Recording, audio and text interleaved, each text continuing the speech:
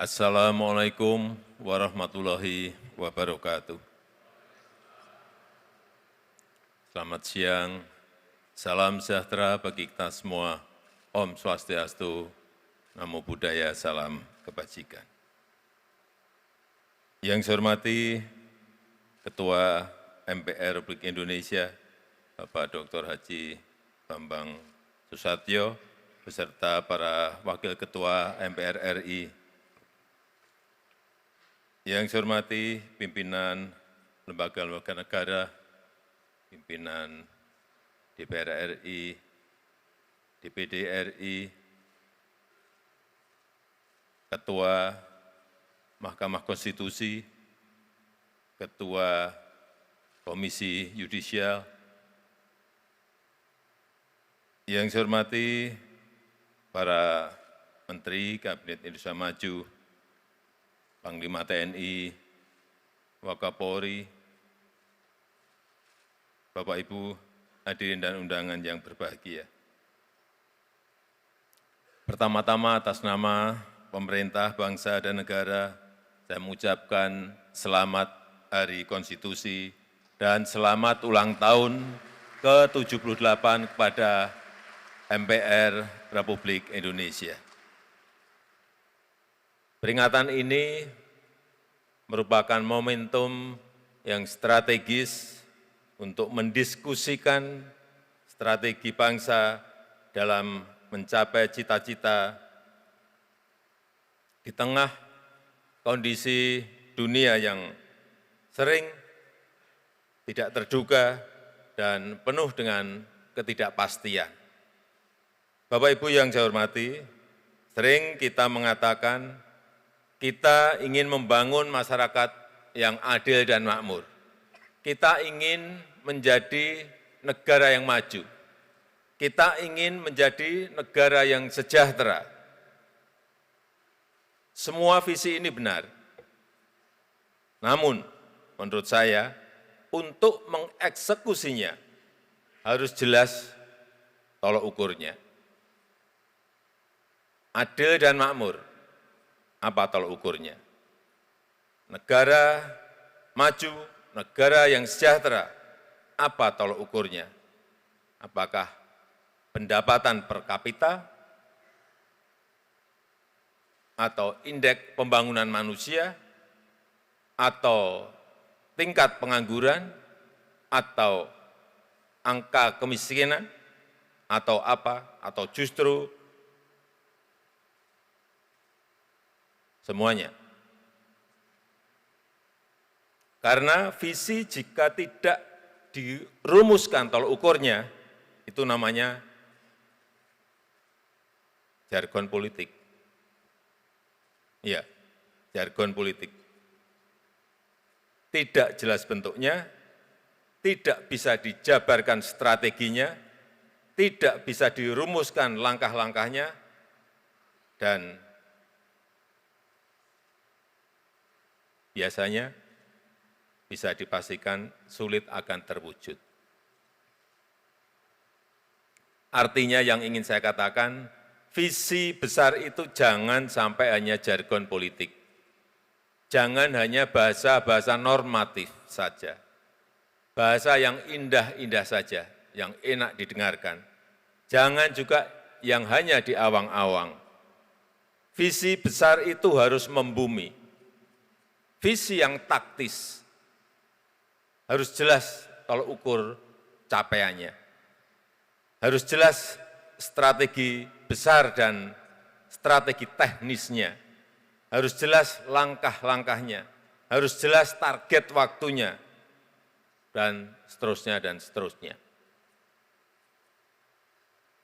Ini penting agar rakyat kita bisa memahami kemana arah bangsa ini akan pergi, kemana tujuannya, sehingga rakyat bisa berpartisipasi dan rakyat merasa memiliki.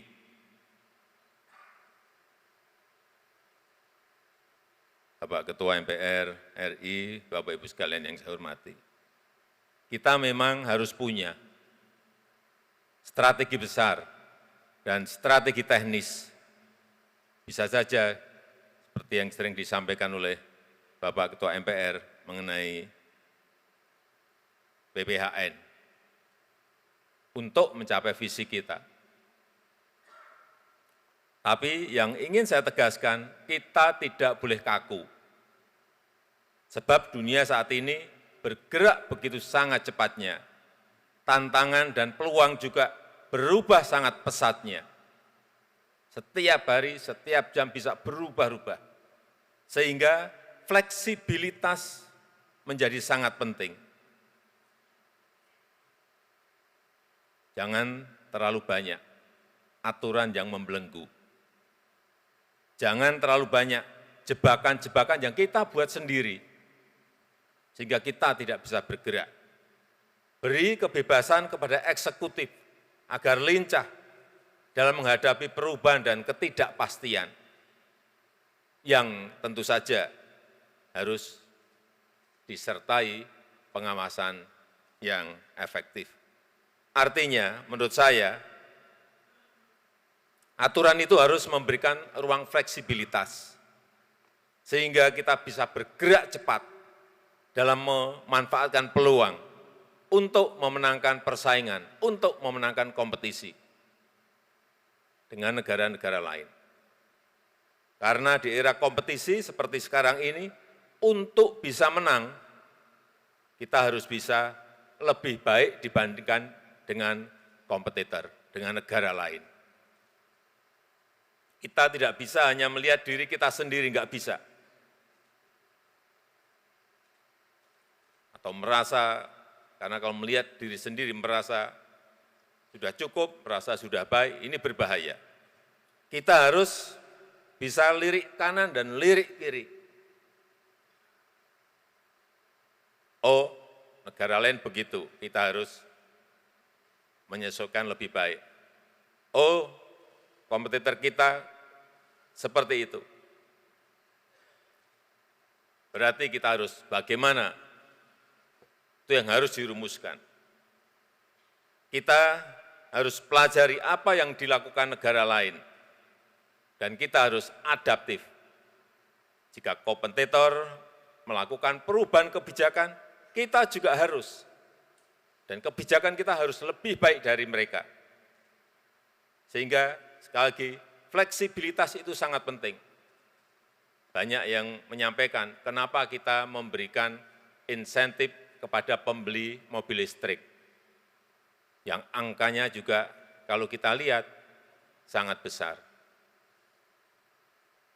Seingat saya, kendaraan bermotor 7 juta. Mobil listrik disubsidi kurang lebih 70 juta. Ini untuk apa? Ya karena negara lain semua melakukan itu. Contoh Thailand, memberikan subsidi kepada mobil listrik 68. Kalau kita di bawah itu, investasi semua akan pergi ke sana, tidak akan pergi ke Indonesia. Inilah dunia yang memang berkompetisi sangat ketat sekali. Bapak Ibu yang saya hormati, saya rasa itu yang ingin saya sampaikan dalam kesempatan yang baik ini. Dan sekali lagi, saya mengucapkan selamat Hari Konstitusi dan selamat ulang tahun ke-78 MPR RI. Semoga Indonesia ke depan melalui kontribusi seluruh komponen bangsa mampu meraih apa yang kita cita-citakan. Terima kasih. Wassalamualaikum warahmatullahi wabarakatuh. Waalaikumsalam.